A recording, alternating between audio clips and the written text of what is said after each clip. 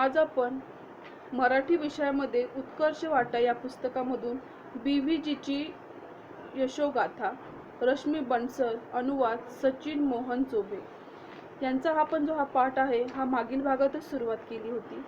याचा पुढचा जो भाग आहे तो आपण पान क्रमांक 75 पासून पुढे सुरू करूया. त्याच्यामध्ये आपण बघितलंय की BVG ही जी संस्था आहे, ही जी त्यांनी स्वच्छतेची एक टीम तयार केली होती. ही एक हाऊसकीपिंगची टीम होती आणि यांनी स्वच्छतेचं काम सुरुवात केली होती. आणि याचं हे जे काम आहे हे हनुमंतराव यांनी सुरुवात केली होती. अनेक जे बेरोजगार व्यक्ती लोक होते त्यांच्यासाठी त्यांनी ही संस्था, ही टीम तयार करून प्रत्येक ठिकाणी जागोजागी स्वच्छतेचं काम हे यांच्याकडून केलं जात होतं. उत्तरोत्तर पुढे वाढ होऊन ही जबाबदारी त्यांच्यावर सोपवण्यात आली आणि त्यांना संसदेच्या स्वच्छतेच्या कामाची एक जबाबदारी सुद्धा मिळालेली आहे. तिथून पुढचा भाग आपण बघूयात. ही संसदेची जबाबदारी आल्यानंतर प्रधानमंत्र्याच्या निवासस्थानाची जबाबदारीही कंपनीकडे त्यांच्या आलेली आहे. पंतप्रधानांना सकाळी फिरवण्यासाठी लाल रंगाच्या दगडाचा एक मार्ग तयार करण्यात आला होता, मात्र त्याकडे कोणाचेच लक्ष नव्हते आणि पूर्ण काळ झाला होता. हे दगड स्वच्छ कराल का, अशी विचारणा BVGला करण्यात आली. की ते काळे झालेले दगड होते ते स्वच्छ कराल का, अशी जबाबदारी त्यांच्या BVG कंपनीला विचारण्यात आली होती. त्यावर होकार देतच काम एकदम चोख बजावण्यात आले.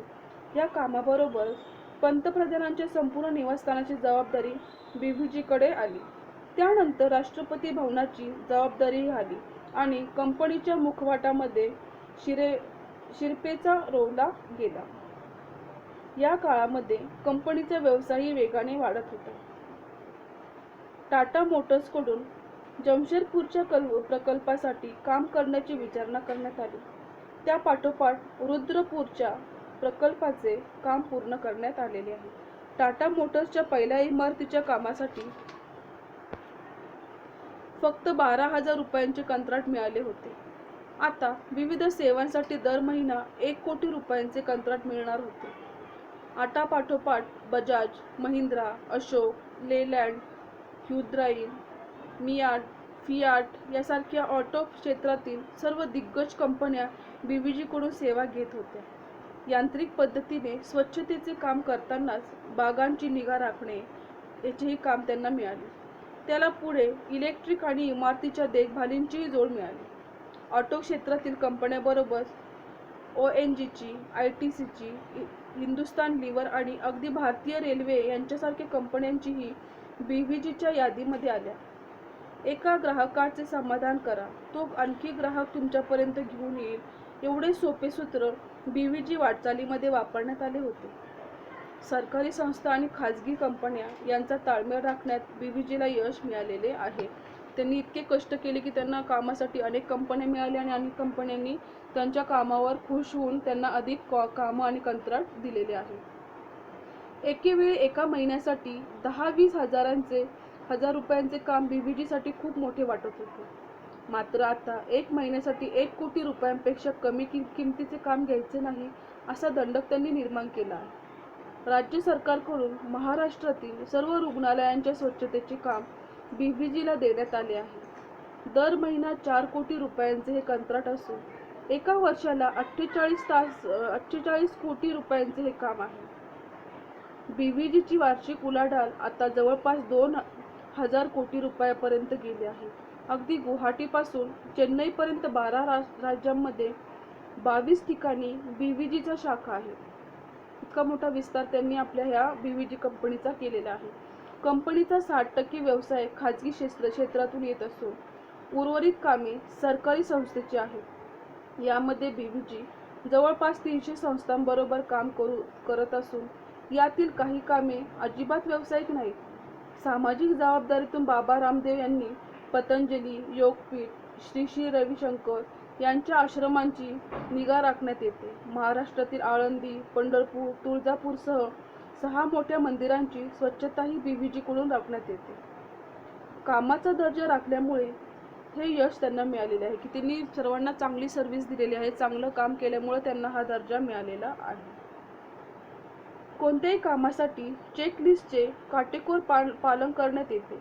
टाटा मोटर्सच्या सिंगूर प्रकल्पासह टाटा आणि फियाटच्या अनेक प्रकल्पाचे स्थलांतर करण्याची जबाबदारी बीव्हीजीने यशस्वीपणे पेलली आहे. अशा पद्धतीने त्यांनी खूप कामं अतिशय जबाबदारीने पार पाडलेली आहे.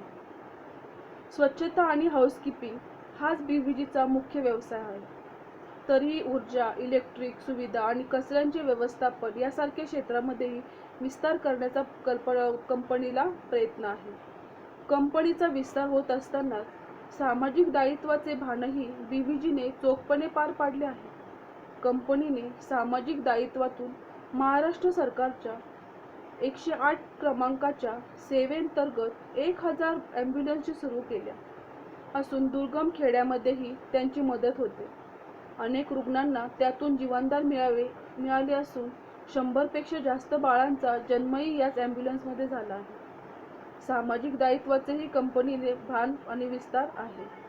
स्वच्छता देखभालीच्या क्षेत्रामध्ये ठसा उमटवल्यानंतर बीव्हीजीने नव्या क्षेत्रामध्ये पाऊल टाकले आहे. ते म्हणजे विषमुक्त शेती. विषमुक्त शेती या क्षेत्राकडे एक चळवळ म्हणून पाहण्याची हनुमंतरावांची भूमिका आहे. शेतकऱ्यांचे उत्पन्न दुप्पट करण्यातच सामान्य माणसांना मिळणारे अन्नधान्य विषमुक्त असावे. ते पिकवताना कोणतेही विषारी कीटकनाशक औषधे वापरण्यात येऊ नये यासाठी त्यांचा प्रयत्न सुरू केला आहे. आतापर्यंत त्यांनी या क्षेत्रामध्ये केलेल्या कामामध्ये त्यांना चांगले यश येताना दिसून येत आहे. शेतकऱ्यांचं उत्पन्न दुप्पट करतानाच विषमुक्त शेतीची चळवळ हाती घेण्याचा निर्धार गायकवाड यांनी व्यक्त केला आहे. बघा, ते स्वच्छता आणि हाऊसकीपिंग सोबत त्यांनी शेतकऱ्यांकडे पण दृष्टिक्षेप टाकला आहे की शेतकऱ्यांचं उत्पन्नही दुपटीने वाढलं पाहिजे आणि शेती ही विषमुक्त व्हायला पाहिजे. कोणतेही विषारू किटाणूंची फवारणी होता कामा नये असाही त्यांचा एक प्रकारचा संकल्प होता. यासाठी त्यांनी अनेक प्रयोग हाती घेतले असून त्यात शेळ्यांच्या दुधापासून चीज तयार करणाऱ्या फ्रान्सच्या एका कंपनीबरोबर करारही त्यांनी केलेला आहे. असे अनेक प्रयोग त्यांनी हाती घेतले आहेत. शेतकरी, शेतीतज्ञ, शास्त्र यांच्या नियमित भेटी घेऊन त्यांनी या क्षेत्राचे वास्तव्य, त्यांची गरज आणि क्षमता समजून घेतली. रासायनिक औषधांच्या वापरामुळे शेतमालांची उत्पादकता कमी झाल्याने अनेक शेतकऱ्यांनी सांगितले. विषारी शेतमालामुळे मानवाला कर्करोगासारखे आजार होत असल्याचे अनेक डॉक्टर आणि संशोधकांनी गायकवाडांना सांगितलेले आहे. त्यामुळे त्यांनी कंपनीची टीम ते समजून घेण्यासाठी कामाला लावली. त्यातून त्यांनी विषमुक्त शेती व निरोगी भारत घडविण्याचा संकल्प केला. क्षारयुक्त पाण्यावर पिकावर परिणाम होत असल्याचे लक्षात येताच जलसुधारण हे यंत्र विकसित करण्यात आले. शेतकऱ्यांच्या मागणीनुसार बीव्हीजी सोलर ट्रॅपची पुढे त्यांनी अतिशय मोठ्या प्रमाणामध्ये प्रगती केलेली आहे. या ट्रॅपच्या वापरामुळे सर्वच प्रकारच्या शत्रू किडींवर नियंत्रण मिळवण्यात आले. विविध प्रकारच्या नैसर्गिक पीक संवर्धकांचे निर्माण बीव्हीजी लाईफ सायन्सच्या शास्त्रज्ञांनी केलेले आहे. कीटकनाशक आणि नैसर्गिक पद्धतीचे पीक संवर्धन करण्यासाठी हर्बल नॅनो तंत्रज्ञानाचा वापर करण्यात आलेला आहे. या तंत्रज्ञानातून किमान फवारणीतच शेतकऱ्यांचे उत्पन्न दुप्पट झालेले अनुभवायला मिळते. अशा पद्धतीने हनुमंतरावांनी हाऊसकीपिंग सोबत शेतीकडेही अतिशय चांगल्या पद्धतीने लक्ष दिलेले आहे. शेती उत्पादन हे विषमुक्त व्हायला पाहिजे, शेतकऱ्यांना त्याचा दुप्पट फायदा व्हायला पाहिजे याच्याकडे त्यांनी लक्ष दिलेलं आहे. आणि दुधासारख्या व्यवसायामध्ये पण त्यांनी लक्ष देऊन जोडधंदा म्हणून त्यांनी त्याच्यामध्येही यश मिळवलेलं आहे. हनुमंतराव गायकवाडांनी बीव्हीजीची वाटचाल खूपच प्रेरणादायी असून एखाद्या क्षेत्रामध्ये नव्याने प्रवेश करण्याची इच्छा असणाऱ्या तरुणासाठी हा एक मोठ्या प्रमाणाचा आदर्श हनुमंतरावांनी सर्व तरुणांपुढे ठेवलेला आहे. आशा करते जो काही मी पाठ वाचला आहे हा आपल्याला समजला आहे. असाच पाठ घेऊन आपण पुढच्या भागात परत भेटूया. नमस्ते.